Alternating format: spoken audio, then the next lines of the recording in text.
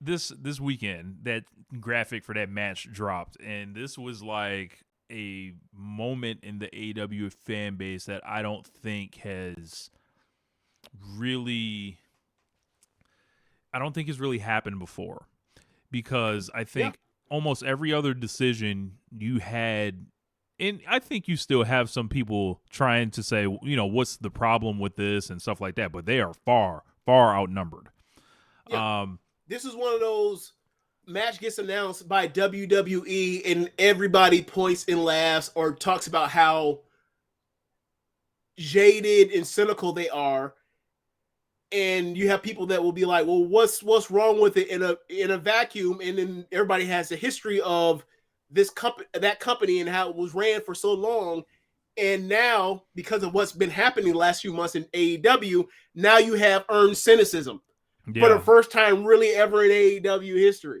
yep. And people are still trying to defend this shit. And we're like, nah, bro, we've just been fed a whole fall and now beginning of the winter of bullshit. We're tired of eating bullshit.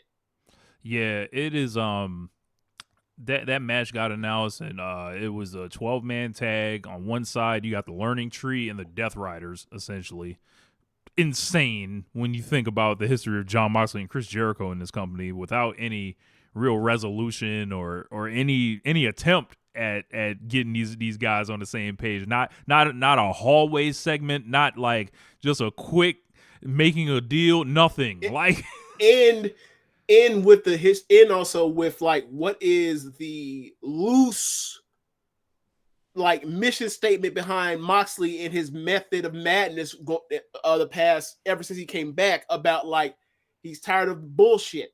And then now he's about to tag with this fucking ham, Chris Jericho. and then on the other side we Hi have guys, should he put where's the plastic bag? Choke him to death. Suffocate this man. and on the other side we've got, led by Big Cope, FTR, Powerhouse Hobbs, all the way in the back of the graphic after his title shot, and the Outrunners. So I saw this match graphic and I was just like, huh? And then I just checked Twitter immediately, like, because I had got it sent to me or whatever in the Discord. And I was like, I know people ain't gonna be happy about this. And they put Tony Khan on the grill, a ratio almost like no other. A ratio so funny that he was later trying to tweet Kenny Omega match graphics just to, like, get some positivity going. People was Oh, the like, Omega and Cage. like you ain't gonna Kenny Omega your way out of this one or whatever. I just saw it and looked at it like it was a fundamental, like seeing the Deaf Riders and the Learning Tree on one side is dumb. Then like seeing the Moxley, Copeland, and Jericho kind of three-way axis of evil or whatever, like as far as like being at the top of this promotion right now, it all linking up together, and then it's just like you're like, all right, man, why do we have to suffer through this? Like, and I just don't, like, so many people were like, fuck this company. Like, they're advertising, like, they're putting these clips up of Edge facing off with Chris Jericho, and then I it's saw like, that. renew the rivalry across 4 decades and stuff. And I'm like, yo, man, you just got to know what the people are up for, and this is not it. Like, this is not it. Like, just think about this roster that we have, like at Tony Khan has at his disposal, and this is the combination that we have come up with. And to me, it just stinks of like motherfuckers being backstage and being like, I'm familiar with him. I'm familiar with him. We know what we're doing. If you guys can, just watch the television, you can see the way this promotion went the first half of 2024 and what it's been since. It feels like it's been one kind of regime over to another, seemingly. And it's like, it feels a little bit like, yeah, these young guys, they can't do it, quote unquote. They can't do it the way the veterans can. When, James, I don't know about you, I don't think the answer has ever in the history of wrestling be the long-term answer to go back to the old guys. That's never been the answer. No, not. And if it is the answer, it's to go back to the old guys so that the old guys can put over the next crop of young guys. Yeah. Within an 18-month, 12-month span. It's never, it's never like, yeah, let the old guard be on top and then let them just run through everybody like they Bob Hollies. No. Yeah. That's a recipe for disaster. This graphic sent people. That's a recipe for your young guys then leaving the other company and becoming the guys for the young guys, and then the other side that doesn't have any young guys, then get young guys from your ass. Get refreshed. Yeah. Like, you can just see the outrage in the fan base to just feeling like this has broken a lot of them. And this is like not the people that don't default to not the people that were basically like, I'm just waiting for WWE to be good again, essentially, and whatever, and then they're kind of there's a big switch up with them, whatever. There are people that have like not considered AEW an alternative, that consider AEW their choice, that are speaking up about this. That is like, yo, this isn't it, and I think the company should be very cognizant of that. Like, and there is people with podcasts, it's people like myself. It's like, yo, like I go on Twitter and I basically like to save everything for the podcast that I like to do, just because it's a lot cleaner that way. Let's just say that, than having tweets out there all the time. Like, if you want to hear this shit, you got to come get the context, pretty much. But I just saw a lot of the people, and it was just an unfamiliar feeling, like for some of these folks, and it was just like, how do we get here? How do we get out of this? And it feels like we're knee deep in whatever this is, because there's so much more of this essentially to go. Well, I think the important context is that it was also paired with like that news about Darby. Yeah. That's the most important. That's the important part about this. Like, if that match is a match, it gets less. But I believe that one. I believe the Darby news dropped first that day, and then you get that match grabbing, and you're like, oh nah, man. You mean to tell me that like the person, for those that may be on a rock or whatever else that's listening through this whole 12-man tag thing that we're talking about for Collision, we're reporting from Fightful, right? Yeah. Yeah. Fightful reported that Darby Allin is not going to be like involved in plans with AEW because he's going to finally go on his trip to Everest that he got delayed last year when he got fucked up and almost died twice or whatever else. So now he wants to try it again. He wants to try to die for real on the mountain. So in the Himalayas, like a real player. So yeah, man, it's just, that was almost everybody. That was like an open secret that like that the session plan was for Darby to win the title, or at least that's what people were still under the presumption of.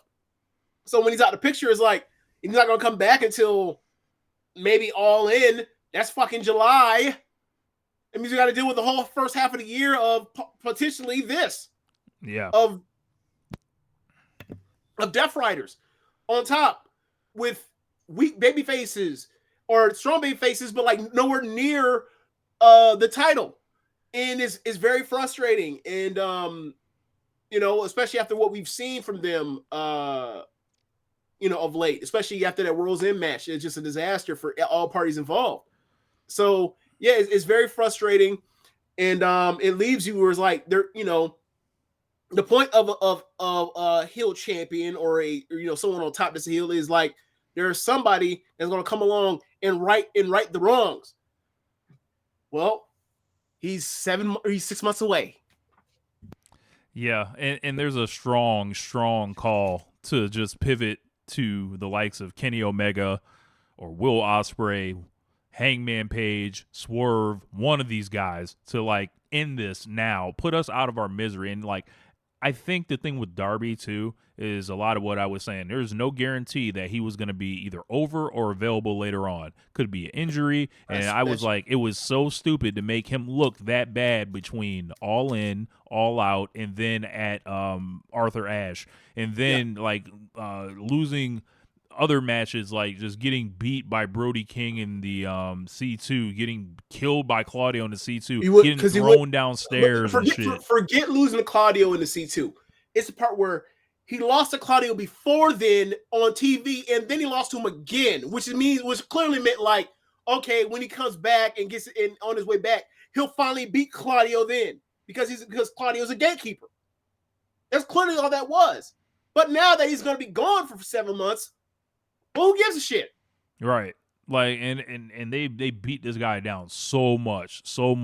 And this guy's been historically one of the most over guys in the history of the promotion, one of the greatest stars in the history of the promotion. I'm sorry, I don't think he necessarily needs Jon Moxley's help to certify him as a main event guy. Like, did we decide this guy had never proven anything before, had never drawn numbers, had never main evented a pay-per-view, had never had great matches? He's been a greater wrestler. Like, James, if we were to say, is he one of the 5 to 10 best wrestlers in the history of AEW? He's definitely one of the top 10. 5 is rarefied air because you have things like Will Ospreay, Swerve, Heyman Page, the Young Bucks, Lucha Bros, that sort of thing. But he's definitely in that conversation. He's definitely easily in the top 10. All right. Like, I don't think this is a thing to necessarily make Darby Allin that's necessary. This is just something they chose, essentially to do. But it's like the absence just throws a lot into it puts us in a status now where we feel like we're in the middle. And we're stuck in the status quo that no one is happy with. Yeah. And it's just like, I don't want to continue to take this ride. Please let me out the car like Ricky and Boys in the Hood. Please, old dog, can you pull over? Let me out. And the people that are, we're discussing this stuff like with in Discords and, Twitter, like this is the worst kind of criticism for Tony Khan because this is we're not grifting. This is genuine. It's like you can't airbrush this. You can't dismiss this as like bad faith. Like there was a question to him in the press conference, I want to say maybe 2 months ago.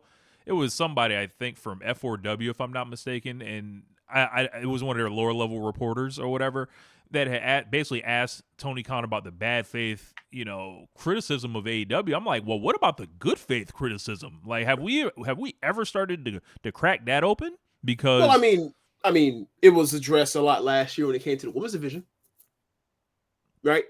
So, like, let's not act like there was never anything there. Like, granted, there's people that that will latch onto the good faith criticism and then turn into bad faith, but we are operating that.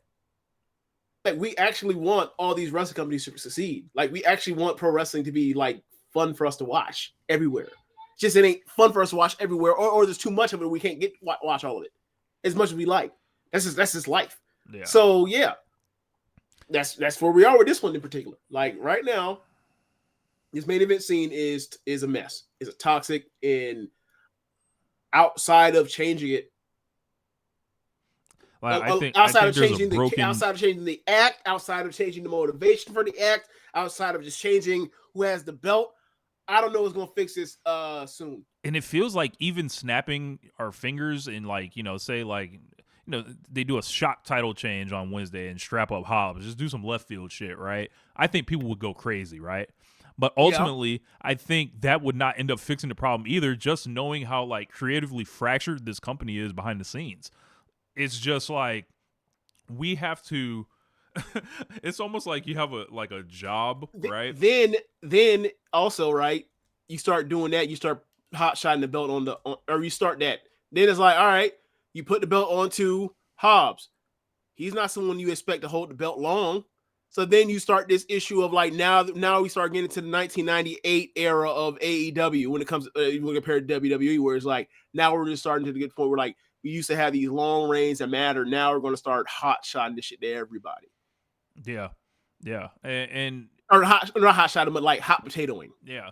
I just think, I think the people that are in the company need to kind of remember why they're there. And, and, it's hard to really say because, I don't work there or anything. So, and it's hard to see. Yeah, I can only see what I see on screen and how it plays out, right? But, it feels like some things are clearly working and then some things aren't. I think there needs to be more collaboration. Because I think there's Between who? The wrestlers? The talent? between the wrestlers, between the whoever's putting the programs together and stuff like that. Like there needs to be more of this. That falls on Tony Khan.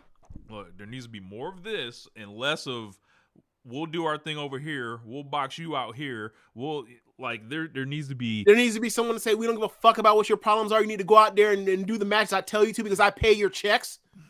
Just like what probably happens in the other area in the other company. Yeah, maybe. We didn't have these. We didn't have this many problems like 4 years ago. I think there's a very serious issue with some of the older wrestlers in AEW, and I'll leave it at that. And I think it's threatening this company. Like as far as like, it's gonna be hard for people to like. It's almost like you got to wait it out almost, but hopefully it's like you don't got to wait too long, and then there is no quote unquote company or whatever. So like it's like there's I don't know, man. I think there's so too many people taking and not enough giving going on. Yeah, so Dr. Larry said too many WWE heads not wanting to do business. The problem is that they don't want to do business. The problem is that like they don't want to like when they don't have anything, get the fuck off TV and stay away for a minute. That's also another. That's probably the bigger problem, right? Like there is no reason why Jericho is still running out the learning tree right now. He should take a break and come back. We've been saying that for about a year now. He just don't want to go. He'll do a Ring of Honor, but he just won't go home. I'm not going to make. I'm not going to make it. I'm not going to make any sorts of. Well, actually, fuck it, because the inauguration is next Monday, January 6th. His wife was there, so like it's it's a lot of maybe I don't know why he don't want to go home, but he don't want to go home. So you got that. Then it's people that just like it's got to be one way. And I gotta tell you, like, as much as I hated that character, like Tony Khan need to be like Marlo Stanfield in The Wire and be like, it's the other way. It's the other way. I run this, you don't. Yeah. Like it's he's got to be less of a fan to these people and want to, do right by them and, and more like just like is Danielson still backstage anymore? Yeah, I believe he is. Like, it feels like when he retired, part of AEW died. It really does. This shit was not happening this way before he retired. Like, yeah, you had to see a Punk shit or whatever else here and there, but it was not this bad. It wasn't even close. This shit is like, Big Bry gone? All right, it's not time for me to act up. He ain't on screen no more. What are you gonna do? We suffocate him on air. He ain't gonna come back anymore to get vengeance. And now he's acting up. Now everybody's acting up. They showing their ass. I sure wish he would have had the propensity or excitement to drop the belt to somebody else. Well, remember Rich? Remember what the story was before did about what was gonna happen in his hometown to retire? Things change. That shit went up. That shit went up in there too. Things change. Yeah. So